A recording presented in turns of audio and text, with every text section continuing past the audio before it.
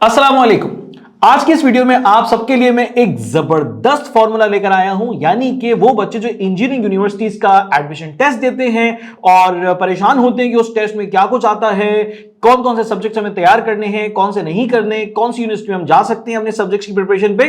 तो आज की इस छोटी सी वीडियो के अंदर आपको मिलने वाला एक ऐसा फॉर्मूला कि जिसके जरिए से आप इंजीनियरिंग यूनिवर्सिटी के टेस्ट के हवाले से जबरदस्त प्रिपरेशन प्लान बना सकते हैं। तो भाई आइए चलते हैं इस चार्ट पे कि जिस चार्ट से आपको मालूम होगा कि आखिर कौन सी यूनिवर्सिटी जो है वो कौन से सब्जेक्ट्स आपको टेस्ट में देती है। तो भाई सबसे पहले आते हैं सबसे जबरदस्त यानी कि IBACS के प्रोग्राम के हवाले से। तो हम इसमें देखते हैं तो जनाब IBACS में आपके पास मैथ्स का पोर्शन है और इंग्लिश का पोर्शन है। जब आप ये दोनों पोर्शन कर लेते हैं तैयार तो आप IB के टेस्ट के लिए एलिजिबल है, यानी कि ना तो आपको फिजिक्स की टेंशन, ना केमिस्ट्री की टेंशन, ना ही कंप्यूटर की टेंशन, ना ही कहीं एनालिटिकल है, ना ही कहीं जो है वो आपको जर्नल नॉलेज का कोई क्वेश्चन मिल रहा है। तो सिर्फ दो सब्जेक्ट्स और आपके टेस्ट की तैयारी बेहतरीन हो सकती है। आगे जाते हैं तो जनाब नर्स में आप ऑलरेडी मैथ्स के लिए और उसके साथ साथ इंग्लिश के लिए तो आप तैयारी कर ही चुके हैं। तो अगर इसमें एड ऑन कर दिया जाए फिजिक्स को तो भाई आपकी नर्स की तैयारी भी हो गई है, बेहतरीन मुकम्मल हो जाती है। फिर उसके बाद आगे जाते हैं सर GIK में क्या। सर GIK में भी कुछ ऐसा ही है, यानी आपने नर्स के लिए इंग्लिश को, मैथ्स को और फिजिक्स को तैयार कर लिया है। तो इट मींस कि आपकी GIK की तैयारी भी हो गई, यानी कि आपने दो सब्जेक्ट से अपने IBACS के लिए और तीन सब्जेक्ट से जिसमें आपने फिजिक्स को जस्ट ऐड ऑन कर लिया, तो आप GIK के लिए और उसके साथ साथ नर्स के लिए टेस्ट देने के लिए जबरदस्त तरीके से तैयार हो सकते हैं। और फिर उसके बाद क्या होता है, उसके बाद जनाब ETIA यानी कि जो इंजीनियरिंग का टेस्ट होता है KPK में, तो भाई उसके लिए यस ऑलरेडी आप तीन सब्जेक्ट्स तो तैयार कर ही चुके हैं। फिजिक्स भी हो चुका है, इंग्लिश भी हो चुका है, मैथ्स भी हो चुका है। तो बस फिर आप एक सब्जेक्ट में ऐड ऑन करते हैं और वो है केमिस्ट्री। तो केमिस्ट्री को ऐड ऑन करने से आपका मसला हो जाता है हल, यानी कि आप ETIA से रिलेटेड भी इंजीनियरिंग का टेस्ट बिल्कुल दे सकते हैं। और उसके साथ साथ आगे जाते हैं NED। हर बच्चा कराची का चाहता है कि भाई वो NED यूनिवर्सिटी में टेस्ट दे और टेस्ट की बुनियाद पे अपना एडमिशन सिक्योर कर ले। तो भाई वहां पे आपको तैयारी के लिए क्या करना है, यस इंग्लिश, मैथ्स, फिजिक्स और उसके साथ केमिस्ट्री।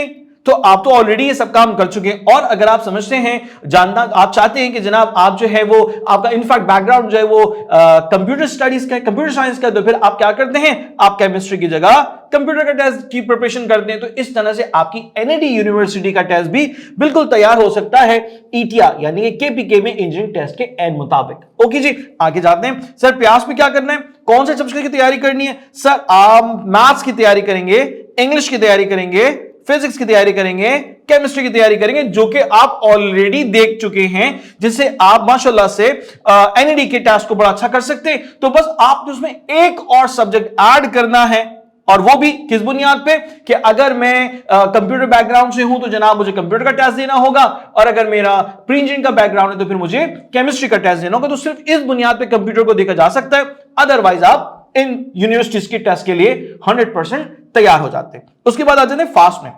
सर बहुत सारे बच्चे होते हैं जिनको ना फिजिक्स बड़ी मुश्किल लगती है, ये वो समझते हैं कि सर केमिस्ट्री का जो टेस्ट होता है, केमिस्ट्री के जो क्वेश्चंस होते हैं वो हमें तो बड़ा परेशान कर देते हैं। भाई कोई ऐसी यूनिवर्सिटी कि जहां मुझे केमिस्ट्री की टेंशन नहीं लेनी है, मुझे वहां पे फिजिक्स की टेंशन नहीं लेनी है, तो भाई वो रही फास्ट यूनिवर्सिटी। ठीक है, फास्ट का आप टेस्ट देते हैं जिसमें आपके पास मैथ्स है, इंग्लिश है, IQ है।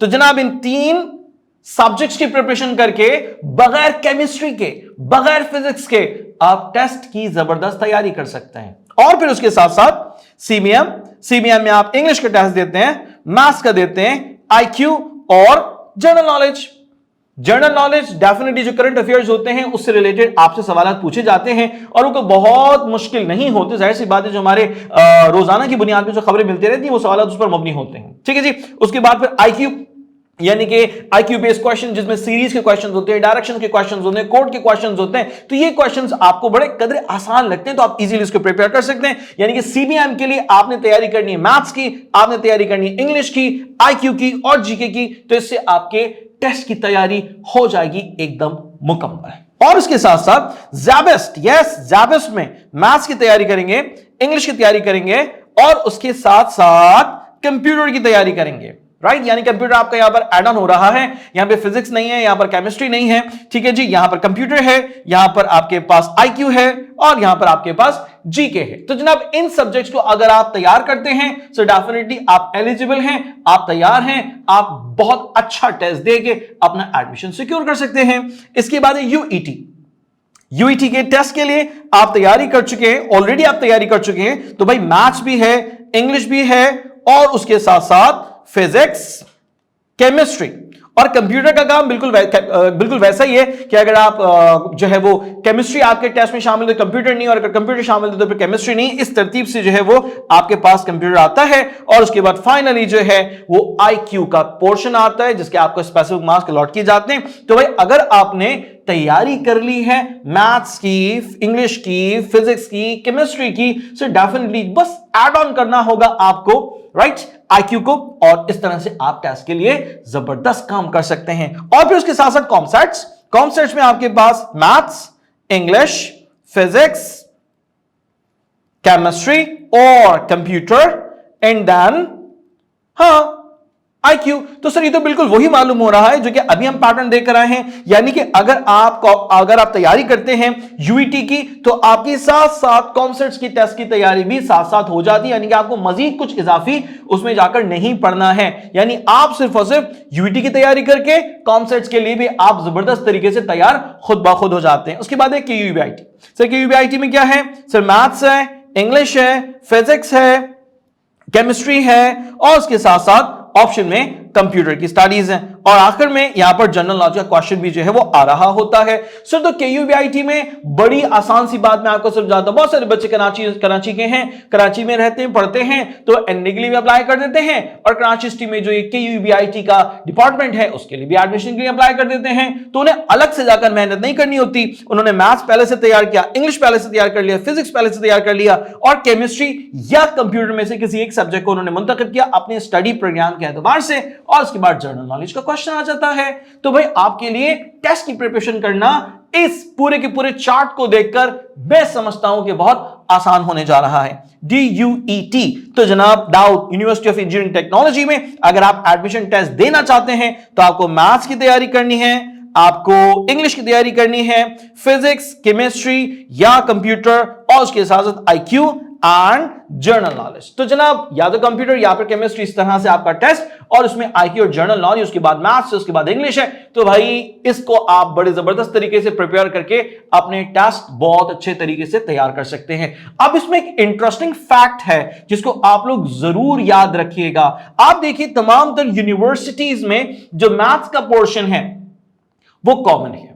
हो सकता है कि वो मैथ्स के पोर्शन में एडवांस मैथ्स हो सकता है वो क्वांटिटेटिव के नेम से हो सकता है वो बेसिक मैथ्स के नेम से हो, मगर मैथ्स का पोर्शन कॉमन है। इसी तरह से इंग्लिश का ये जो पोर्शन है कहीं वर्बल के नाम से मौजूद है, कहीं इंग्लिश के नाम से ही मौजूद है, मगर हर जगह आपका इंग्लिश का जो सब्जेक्ट है उसकी प्रेजेंस है। हर एक टेस्ट में आपके इंग्लिश का सब्जेक्ट जो है वो अपना स्पेसिफिक स्कोर बढ़ाने में आपका रोल, आपके साथ रोल प्ले कर रहा है, आपको सपोर्ट कर रहा है। तो आपने इजीली अपना लर्निंग प्लान डिजाइन कर लेना है कि मैथ्स बहुत जबरदस्त स्टडी कर लेना है, इंग्लिश बहुत जबरदस्त स्टडी कर लेना है और उसके बाद आप जिस यूनिवर्सिटी में जाने का इरादा रखते हैं उसके लिए चंद स्पेसिफिक सब्जेक्ट्स को आप अपनी लर्निंग लिस्ट में ऐड ऑन कर लीजिए, तो आपकी तैयारी बिल्कुल हो सकती है। बहुत सारे बच्चे मुझसे सवाल करते हैं और जानना चाहते हैं कि सर क्या ऐसा मुमकिन है कि हमारा एक ही कोर्स हो उसके जरिए से हम एक से ज्यादा यूनिवर्सिटीज की तैयारी कर सके?